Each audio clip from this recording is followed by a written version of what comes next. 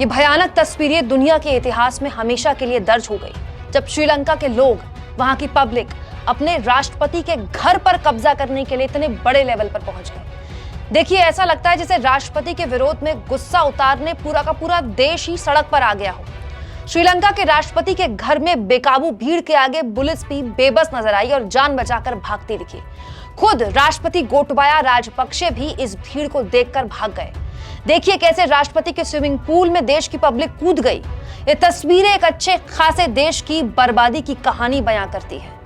गंभीर आर्थिक संकट से जूझ रहे, लगभग दिवालिया होने की हालत में आ चुके श्रीलंका में हालात इतने बिगड़े कि राष्ट्रपति के घर पर आवाम ने कब्जा कर लिया।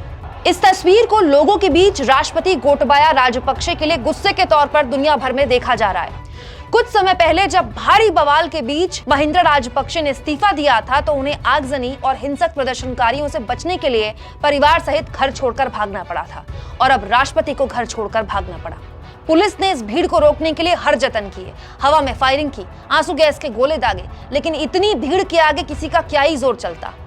ये देखिए राष्ट्रपति के घर के अंदर लोग कैसे घुस गए और नारेबाजी करने लगे। हर तरफ भीड़ ही भीड़ है। तस्वीरों में दूर से देखिए कितनी बड़ी तादाद में लोग अंदर दाखिल हो रहे हैं राष्ट्रपति भवन के। श्रीलंका के प्रधानमंत्री रानिल विक्रमासिंघे ने स्थिति को संभालने के लिए, समाधान के लिए पार्टी नेताओं की आपात बैठक बुलाई है। इमरजेंसी मीटिंग इस वक्त वहां हो रही है। दोस्तों, आज जिस गोटबाया राजपक्षे को उनके घर से उनकी देश की पब्लिक ने भागने पर मजबूर कर दिया, श्रीलंका की राजनीति में उनके परिवार को सबसे मजबूत परिवार माना जाता है। दोस्तों, श्रीलंका के सिंगली बौद्धों में राजपक्षे सबसे लोकप्रिय और उनके कट्टर नेता माने जाते हैं। सिंगली बौद्धों के बूते ही इतने लंबे वक्त तक ये परिवार सत्ता में बना रहा, लेकिन वो क्या है ना, कट्टरता घर गृहस्थी की समस्याएं हल नहीं करती।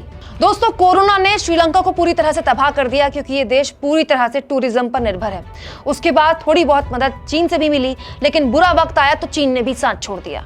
जो राजपक्षे परिवार सिंगली बौद्धों के सबसे कट्टर नेता थे, उनके पूरे परिवार पर गंभीर करप्शन के भी आरोप हैं।